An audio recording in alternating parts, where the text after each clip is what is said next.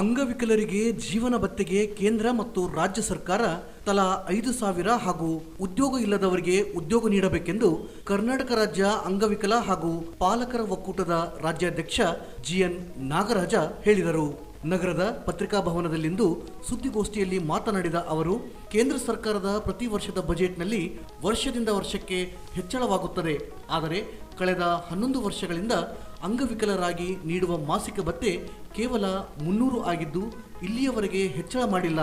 ಅಂಗವಿಕಲರಿಗೆ ಕೇಂದ್ರ ಸರ್ಕಾರ ಬಹುದೊಡ್ಡ ಅನ್ಯಾಯ ಮಾಡಿದೆ ಎಂದು ಆರೋಪಿಸಿದರು.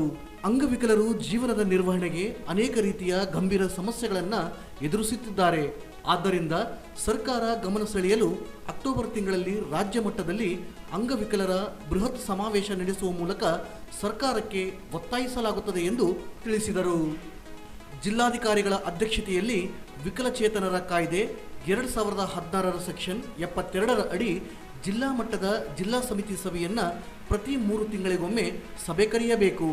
ಎಲ್ಲ ತಾಲೂಕುಗಳ ತಾಲೂಕು ವಿವಿಧೋದ್ದೇಶ ಪುನರ್ವಸತಿ ಕಾರ್ಯಕರ್ತರನ್ನು ಸಮಿತಿಯ ಸದಸ್ಯರುಗಳನ್ನಾಗಿ ಪರಿಗಣಿಸಬೇಕು. 5% ಅನುದಾನ ಬಗ್ಗೆ ಕಾರ್ಯಾಗಾರ ಹಮ್ಮಿಕೊಳ್ಳಬೇಕು.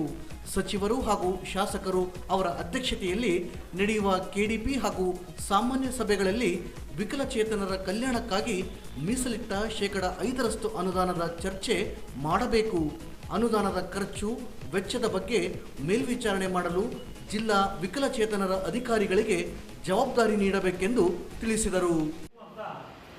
ಮಾಸಿಕ ಜೀವನ ಭತ್ಯೆ ಅಂದರೆ ಇದು ಪೆನ್ಷನ್ ಅಂತ ಕರೆಯುತ್ತಲ್ಲ, ಅದನ್ನು ನಾವು ಮಾಸಿಕ ಜೀವನ ಭತ್ಯೆ ಅಂತ ಕರೀತೀವಿ. ಆ ಮಾಸಿಕ ಜೀವನ ಭತ್ಯೆ ಅನ್ನೋದೇನಿದೆ ಅದು ಅತ್ಯಂತ ಕನಿಷ್ಠ ಮಟ್ಟದಲ್ಲಿದೆ ಅನ್ನೋದು ನಿಮಗೆಲ್ಲರೂ ಕೂಡ ಗೊತ್ತಿರುವಂಥ ಸಂಗತಿ. 800 ರೂಪಾಯಿ ಮತ್ತು 1,400 ರೂಪಾಯಿ ಹೀಗೆ 2 ಇದರಲ್ಲಿದೆ. ಆದರೆ ಇದರಲ್ಲಿ ಕೇಂದ್ರ ಸರ್ಕಾರ ಕೇವಲ 300 ರೂಪಾಯಿ ಕೊಡ್ತಾರೆ. ಯಾವಾಗಿಂದ 2013ರಿಂದ ಹಿಡಿದು 24ರವರೆಗೆ 1 ಪೈಸೆ ಗಳಿಸಿ ಕೇವಲ 300 ರೂಪಾಯಿ ಒಂದು ತಿಂಗಳಿಗೆ. ಮತ್ತೆ ಆ ಮಧ್ಯದಲ್ಲಿ ಅವ್ರ ಬಜೆಟ್ ಎಷ್ಟು, ಕೇಂದ್ರದ ಬಜೆಟ್ ಎಷ್ಟು ಜಾಸ್ತಿ ಆಗಿದೆ? ನೀವು ಸುಮ್ಮನೆ ಅಂಗವಿಕಲರ ಹಕ್ಕುಗಳ ಕಾಯ್ದೆ 2016 ಅಂತಿದೆ. ಆ 2016 ಕಾರ್ಯರೂಪಕ್ಕೆ ಇಡೀ ದೇಶದಲ್ಲಿ ತರೋದಕ್ಕೆ ಭಾರಿ ದೊಡ್ಡ ಪ್ರಯತ್ನ ಮತ್ತು 2 ಬಾರಿ ಡೆಲ್ಲಿಯಲ್ಲಿ ಹೋರಾಟ ಎಲ್ಲ ಮಾಡಿ ಅದನ್ನು ಕಾರ್ಯಗತಗೊಳಿಸ ಮಾಡಿದ್ದು ನಾವು ನಮ್ಮ ಸಂಘಟನೆ. ಅದರಲ್ಲಿ ಎಲ್ಲ ಸಂಘಟನೆಗಳು ನಮ್ಮ ಜೊತೆಯಲ್ಲಿ ನಾವು ಒಟ್ಟುಗೂಡಿಸಿಕೊಂಡು. ಈ ಸಂದರ್ಭದಲ್ಲಿ ಜಿಲ್ಲಾಧ್ಯಕ್ಷ ಶೇಖರಪ್ಪ ಮುರ್ಕಿಗುಡ್ಡ, ಉಪಾಧ್ಯಕ್ಷ ಮಲ್ಲಪ್ಪ ಗಲಗ್, ರಾಜಶೇಖರ್ ಕಟ್ಲುಟ್ಕೂರು, ಮಲ್ಲೇಶ್ ಹೀರಾಪುರು ಇದ್ದರು.